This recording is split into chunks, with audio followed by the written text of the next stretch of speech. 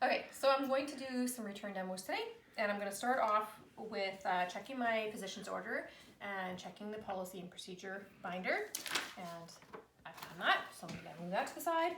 And then I'm going to gather all my equipment, so I've got it here. Then I'm going to go and wash my hands properly.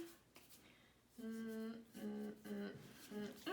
it's washed properly very, very quickly. I'm going to just note that my nails are done, but in real life, I would never have them done. There would be no fake, there would be no gel, it would be clean and it would meet infection control standards.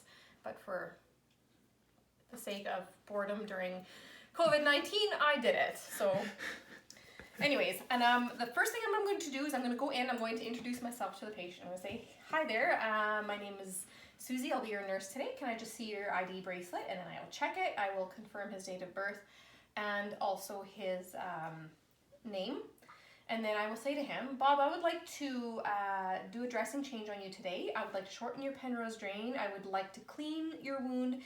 And I would like to irrigate your other wound that you have on the side here. And I would also like to pack that wound. Are you okay with that? And Bob says, sure, that would be good. And then, so I will do that. But before I begin, I'm going to go wash my hands one more time. And then I will go and check his ID bracelet one more time and make sure that he has privacy by pulling the curtain around us.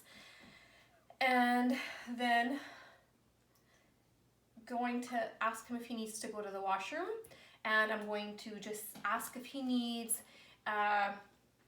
analgesic before we begin, because that one wound especially is quite deep. But he's feeling tough today. He says he doesn't need analgesic. So we're gonna do this gently and try not to hurt him. Put my gloves on, my clean ones, not my sterile gloves, because the first thing that I'm going to do is remove the old dressing. And I noticed that dressing was put on very poorly. I will have to fill out an incident report on that nurse later on because I was not clean. But I will look at it anyway, and I will notice that, hey, it's at least clean. If it doesn't look nice, there's no yellow purulent discharge. It doesn't have a foul odor. The quantity is minimal, and it is the color is just red. It's not yellow or green or whatever. So that's okay. So I will fold it in half like this and like this. Put it inside my glove. Take off my gloves and discard of that. And then I'm going to wash my hands again. I will now look at the wound and notice the same thing. I'm going to check the odor, I'm going to check the color, and I'm going to check the quantity of the discharge, and it looks good. It's just a little bit red around there, but we're going to clean that off. It looks like it was bleeding since the last time we changed it, so I will clean that off. I've washed my hands, so I'm going to now open my tray. Before I open my sterile tray, I'm going to check the expiration date, check to make sure there's no water damage, check to make sure there aren't any holes in there before I begin. So it looks good. So I can open this up and discard of this. I'm going to just think a little bit ahead, and I don't want to do this later on if all of a sudden I have my gloves on. So I'm just going to get some tape ready for myself, 4 pieces, so that I can make a window dressing around his around Bob's wound, and I'll just tape it to the edge here so that it's ready to go. And whoop, a little discard of that, and get a nice clean piece out. And I'll need 4.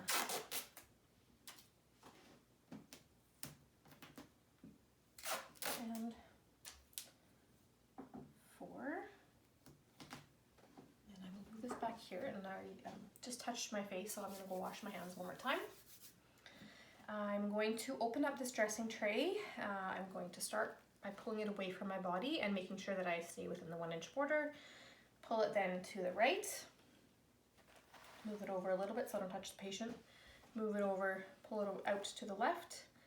And then I'm just going to turn it so that we are maximizing our space here. And I'm going to lift up this flap here and pull out my tongs from under there and lay it down flat like this, and make sure that it remains above my waist and doesn't hang over the side of the table. I will move my tray. Well, first I'll take everything out. I'll take this out, put it near the patient just to extend my sterile field. Then I'll take my garbage bag out, and what I'm going to do with my garbage bag is I'm going to cuff the outside edge and tape it onto the table that I'm working on. I've already done that before the start of the video, so I will use that at a different time. Then I will take out my tweezers and put them at the 1-inch border, 1-inch border, and I'm going to keep my scissors inside the field because later on I'll probably use them when I have my sterile gloves on. Then I'll take out my 2x2s here and place them in the sterile field. These are not great tweezers. And take out these 2x2s and put them also within the sterile field. And I'm just going to readjust my tray here. And then I will put my tweezers down outside of the 1-inch border because I've touched it and it's no longer sterile. It has been contaminated. Then I'm going to prepare my saline solution. So I will pick up my saline, check the expiration date, make sure that it hasn't been opened, and that's good. I'll just open it up, and I'm going to lip a little bit of it to sterilize the outside edge of it. And then I'm going to very carefully pour some into here and not have it splash back. Okay, and then step back and put it down. Then I will pick up my tweezers again. I'll take the metal ones this time, and I'm just going to move this a little bit closer to me so I'm not reaching across the field.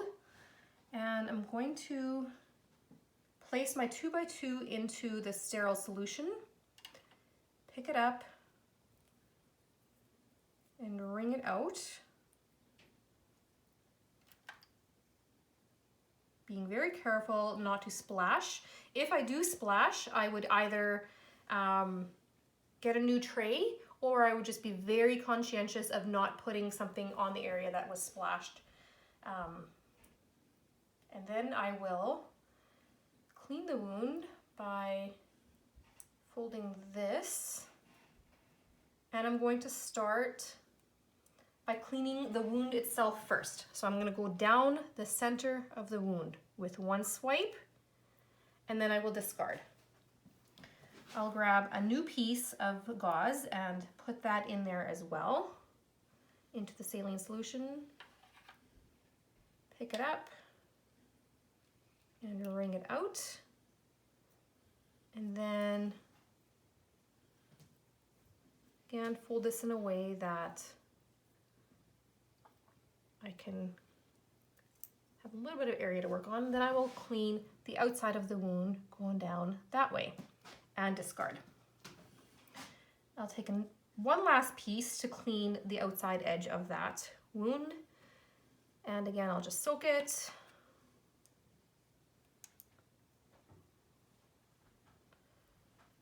Wring it out, and then fold it in such a way that I can use it to clean the other side of the wound, and then discard after one swipe. Then I would like to clean around the Penrose drain. So I'll take one more, soak it to get it wet,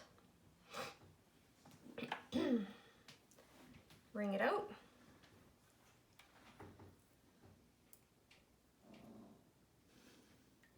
dog's growling. Then I'm going to just clean around the Penrose drain in a circular motion, like so, with one swipe. This is not ideal. And then I will discard. I will put down my tweezers, and then I will at the same time irrigate the other wound. And to do that, I will pick up my pretend 30cc syringe with my pretend 18 or 19 gauge needle, and not the 60cc syringe that we have, but I will open up my package, flipping it inside out, pick it up by this end and use the bag to pull off the lid, and discard of this. And I will suck up 30 cc's of saline solution to irrigate the wound. And then I will walk over here and gently irrigate the wound, not touching the tip of my syringe to the wound or the outside of the wound. It did get a little wet, so we will clean that. So I will just take a step back again and go around my sterile field as to not pull it over my sterile field, and put it down at my 1-inch border. I will pick up my syringe, or sorry, my tweezers, and I'll use a bigger one just to dry this. Actually, no, I'll use a smaller one because there isn't a whole lot. And I'll just fold it in a way,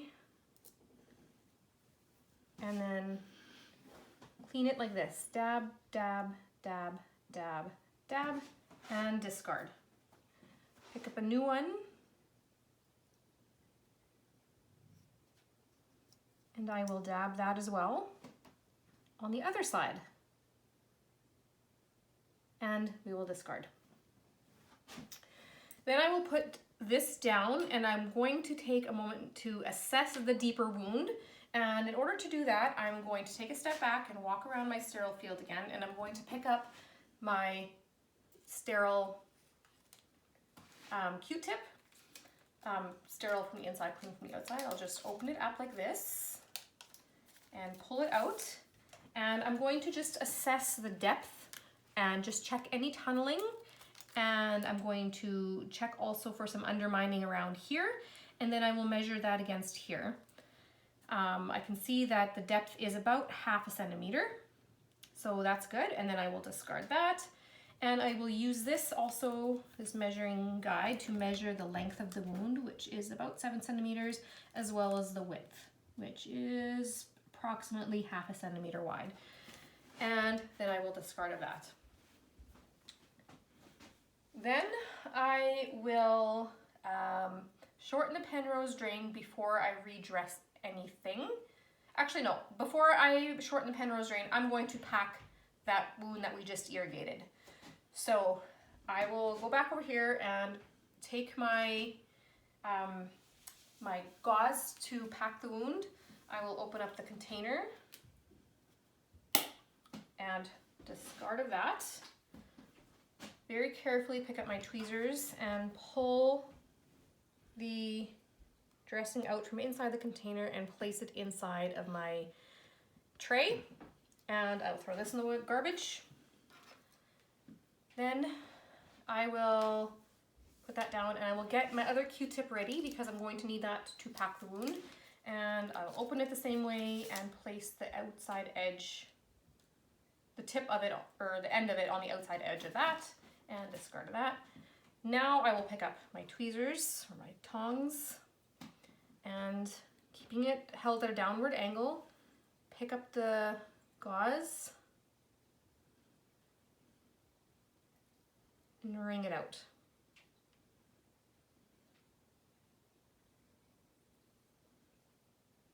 Okay, and then back over here, and I'm just going to lay this down for now with this end into there, being very careful not to touch the wound.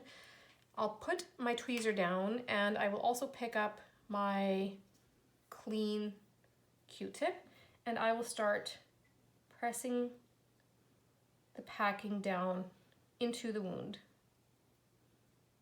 And it looks like it's a little long, so I will cut off that end later, or actually it looks like there's still room, so what I can do is I can put a little bit more into there without touching my tweezer onto the wound. And that fits perfectly. Then I will discard of this and put my tweezer back down. Now I would like to shorten the Penrose drain, and for that I'm going to walk around my sterile field, give myself some working space, make sure that I open up my pin and have that ready for later. So just open it up, place it there, discard of that, and I want to make sure that I have my drain sponges ready as well, so I will just open that up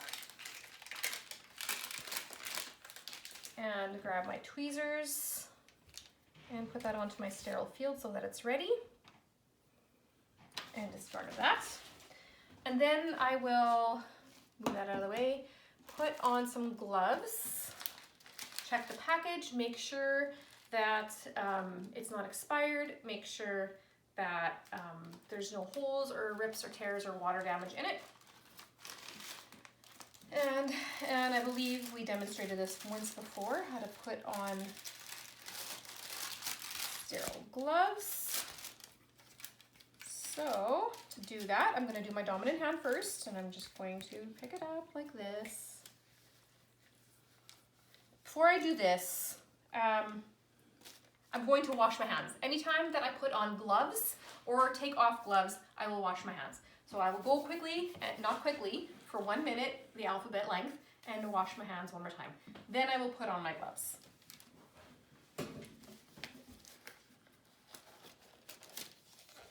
And like that. And then like a hitchhiker, pick this up, put my hand inside, and make sure they're on. And then I'm going to pick up the pin that is sterile as well as the scissors that are sterile. I'm going to open up my pin. I'm going to pick up my scissor.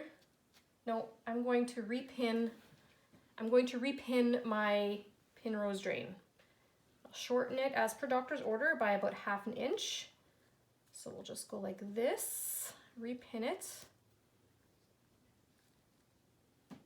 Then pick up my scissor, which are also sterile, and by the top pin, just cut underneath.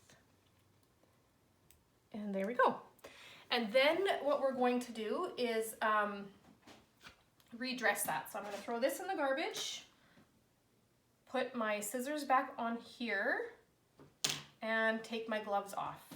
And I will just go like this, pull them inside out, like this, pull them inside out, and discard. I will wash my hands again, and then I'm going to redress the wounds. So I'll pick up my tweezer, and I'm going to use this sponge. I did wash my hands, I believe. After I took my gloves off, I will wash my hands before I do this. Okay, and then I'm going to move this over here and then fold this around the Penrose drain. Very gently, not to hurt Bob. He's feeling tough today. Okay, then I will do the same thing on the other side so that it's facing the opposite direction. And I noticed here, okay, this covers the entire wound actually. It covers the stitches and it also covers the Penrose drain. Then what I'm going to do is I'm going to pick up this 4x4 and just lay it on top of this one. And I will also lay a 4x4 on top of this one. Put it down. Then I will take the tape that I cut off previously and window tape them both. I didn't cut enough tape to do both, but in reality I would probably use an abdominal pad, which would cover more. And it's just window taping. Make sure that it sticks to the skin as well as the gauze.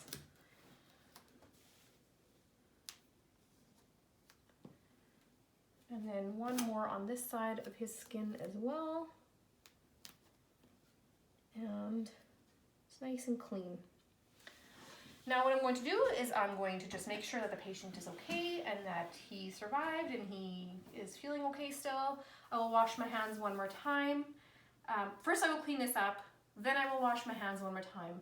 I would document any discharge that I saw. I would document the size of the wound, the depth of any tunneling or any undermining.